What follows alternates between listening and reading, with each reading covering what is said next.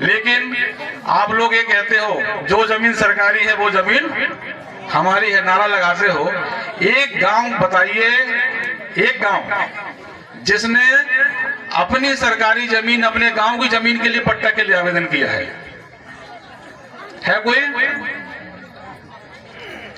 कोई आदमी यहाँ है जिसने अपने गांव में आवेदन पट्टा किया हो? चाहे वो सिवनी के हों, मंडला के हों, डिंडोरी के हों, कोई गांव कोई बैठे? जब आप अपना आवेदन लेने के लिए एक आवेदन नहीं कर पा रहे हैं तो आप लोग 50 साल और कोई अधिकार नहीं ले पाओगे। आप सभा सम्मेलन करते रहो, अधिकार नहीं ले पाओगे। 1 जनवरी 2008 को भारत सरकार ने यह कानून आपके लिए बनाया और वो कानून आज तक आप लोग नहीं पढ़ पाए। आज तक आप लोग वो आवेदन नहीं कर पाए अपने गांव में, और वो 2 अप्रैल अभी 15 दिन बाद सुनवाई है। यानी अगर सुप्रीम कोर्ट ने उस पर सुनवाई कर दिया तो 16 साल बाद ये अधिकार भी आपके हाथ से छिन जाएगा। तो आप लोग कौन सी पढ़ाई कर रहे हो 30 साल से, मुझे बताइए।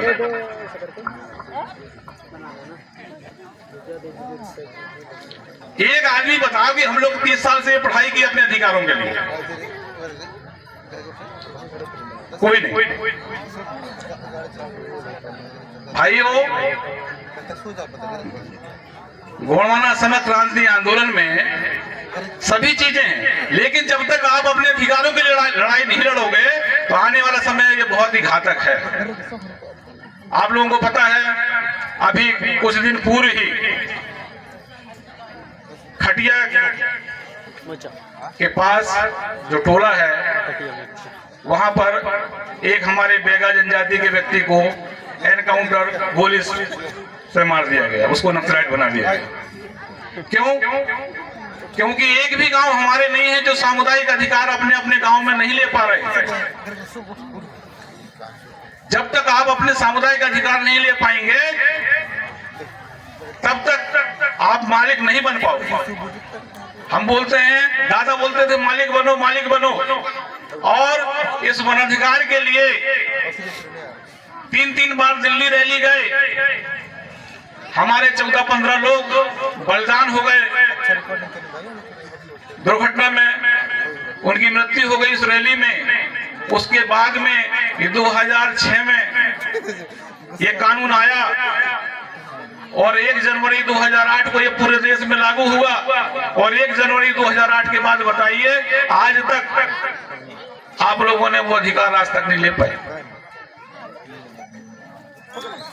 उस अधिकार में आप लोगों के लिए, आदिवासियों के लिए और वन परंपरागत आदिवासियों के लिए कि उसे जो पारंपरिक सीमा है आपकी गांव की, जो सीमा है, जैसे आज ये पिंडरई है, ये पिंडरई गांव की सीमा होगी। जिस भी क्षेत्र में हम पिंडरई के चारों तरफ जाएंगे किसी भी गांव में तो हमारे चारों तरफ मेड़ पड़ता है। उस पूरे पारंपरिक सीमा का मालिकाना हक देने के लिए आपके लिए कानून बनाया गया, लेकिन आज तक आप लोग मालिक बनने के लिए एक भी बार आवेदन नहीं किए। ना हमारे सरपंच किए, ना हमारे जनप्रतिनिधि किए। सिर्फ आज डिंडोरी जिले में करंजिया, बजाग और समनापुर में संगठन के कुछ कार्यकर्ता भी हमारे काम कर रहे हैं, जिसमें 2 गांव का पूरा दावा प्रस्तुत हो चुका है और 5 गांव के दावा अभी कंप्लीट हैं और 10 गांव में अभी काम चालू हुआ है। वहीं मंडला जिले में मवई ब्लॉक में 2 गांव के लोग किए हैं और अभी 10 गांव में ये काम चल रहा है। सिवनी जिले में अभी तक एक भी नहीं। बालाघाट जिले में बैहर में अभी ये काम शुरू। तो मेरे कहने का मतलब ये है कि जब तक हम अपने अधिकारों को नहीं पाएंगे भाई, तो हम लोग सभा सम्मेलन हम प्रतिदिन करते रहे। अभी तो बहुत कुछ कम हुए हैं सब सम्मेलन। एक समय ये था कि एक दिन में 50-50 सम्मेलन होते थे, तो एक आदमी बढ़ता था कि एक उधर जाएगा, एक इधर आएगा।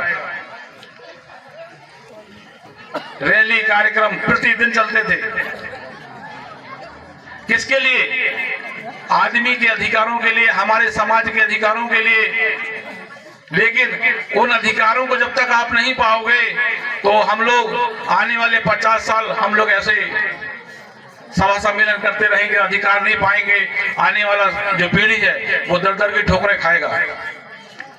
आपको पता है कि 40% जंगल हमारे निजीकरण के लिए अलॉट कर दिए गए। अगर हम लोग प्रत्येक गांव में अभी भी सामुदायिक दावे नहीं ले पाए तो ये सबसे बड़ा अधिकार है। मैं बाकी चीजों पर बात नहीं करूंगा, कोई भाषण नहीं दूंगा। मैं एक ही बात कर रहा हूं कि मालिक बनिए। आपको जो ग्राम सभा का जो भी मिला है, हम पूरा कानून नहीं मिला हम ये बोल रहे हैं, लेकिन जो भी मिला है वो ग्राम सभा का अधिकार आप अपने अपने गाँव में और वन अधिकार के तहत सामुदायिक दावा अपने अपने गाँव में मालिक बनने के लिए काम करें, तभी आपका ये गुणवाना सफल होगा। नहीं तो भाई सभा सम्मेलन करते रहिए, भाषण देते रहेंगे, गाने वाले गाते रहेंगे, अधिकार नहीं मिल पाएंगे। वही मैंने कहा कि आप लोग पढ़ते नहीं हैं। अभी हम जब आ रहे थे तो एक वक्ता बोल रहे थे कि संविधान हमारे लिए क्या, संविधान सबसे सर्वोपरि है। लेकिन संविधान पढ़ने के साथ साथ आपके अधिकारों के प्रति क्या हो रहा है देश में, प्रदेश में, जिले में, इस बात को भी पढ़ना है आप। अगर आप अपने अधिकार नहीं ले पाएंगे तो आने वाला समय बहुत ही बुरी होने वाली है। आपने देखा होगा मणिपुर में आज से 2 साल पहले आपस में लड़ करके लोग कट मर गए, हमारे माताओं बहनों को नग्न घुमाया गया, लेकिन पूरा देश देखता रहा। लेकिन ना सदन ने कुछ बात की, ना हमारे राष्ट्रपति ने उस पर कोई बात की। वही हाल आज हमारे यहाँ पर जो डिंडोरी और मंडला को नक्सल क्षेत्र बनाया जा रहा है, क्यों बनाया जा रहा है? आपने देखा इस क्षेत्र से वन का जो संपदा है, यहाँ का जो खनिज है, इसको निकालने के लिए ये फर्जी एनकाउंटर किए जा रहे हैं। ये एनकाउंटर करके लोगों को डराया जा रहा है। बस्तर को आपको पता होगा, बस्तर में 700 गांव खाली हो चुके हैं। वो गांव खाली होने के बाद कहाँ है वहां के आदमी, आज तक पता नहीं, कोई सुनवाई नहीं होती। इसलिए अगर आपके पास सामुदायिक अधिकार होगा, मालिक होगा, तो आपके पास में वो प्रपत्र होगा, पट्टा होगा। आप का जमीन होता है, उसका वही पट्टा होता है कि नहीं होता? होता है ना। अगर आपके पास वही पट्टा नहीं होगा तो कोई भी आपकी जमीन में कब्जा कर लेगा, आपके पास उसका कोई दस्तावेज नहीं होगा तो आप उसको प्रमाणित नहीं कर पाएंगे। आप बोलते हैं कि आदिवासी मालिक है, जब मालिक बनने का अधिकार तुमको मिला है और मालिक नहीं बन रहा है तो गलती किसकी है? समाज की है कि नहीं है? तो भाई और बहनों, मैं ज्यादा समय न लेते हुए बोलता हूं कि आप अपने अधिकार लीजिए। इसके संबंध में कोई भी चीज हो, किसी भी प्रकार की हो, तो आप मेरे से संपर्क कर सकते हैं। हमारे बहुत सारे कार्यकर्ता इस क्षेत्र में काम कर रहे हैं, मंडला में कर रहे हैं, यहाँ कर रहे हैं, दमोह में कर रहे हैं, और भी प्रदेश के अंदर जहाँ जहाँ पर भी काम चल रहा है। इसके लिए हम लोग बीच बीच में प्रशिक्षण भी करते हैं। अभी मंडला में प्रशिक्षण था, अभी 27 तारीख को मंडला में पुनः प्रशिक्षण है और 28 तारीख को डिंडोरी में प्रशिक्षण है। जो जिसको भी मालिक बनना है, अपने समाज के लिए काम करना है, तो वो लोग आके प्रशिक्षण ले सकते हैं कि कैसे हम इस सामुदायिक दावे को लेंगे। क्योंकि जब तक आप संविधान नहीं सीखेंगे, पढ़ने से, देखने से, सुनने से नहीं, उसको आपको समझना पड़ेगा, प्रशिक्षण लेना पड़ेगा। संविधान की किताब हर आदमी ले लेगा, लेकिन संविधान की किताब में एक मान के चलो उसमें 400 पेज है और हर कंडिका में, हर अनुच्छेद में 2-2 लाइन लिखा हुआ है, लेकिन उस 2 लाइन में 2000 किताबें लिखी जा सकती हैं। उसको समझना जरूरी है। 5वीं अनुसूची हम कहते हैं, लेकिन 5वीं अनुसूची में है क्या आज तक आपको पता है क्या? 5वीं अनुसूची होना चाहिए बोलते हैं, उसमें लिखा क्या है?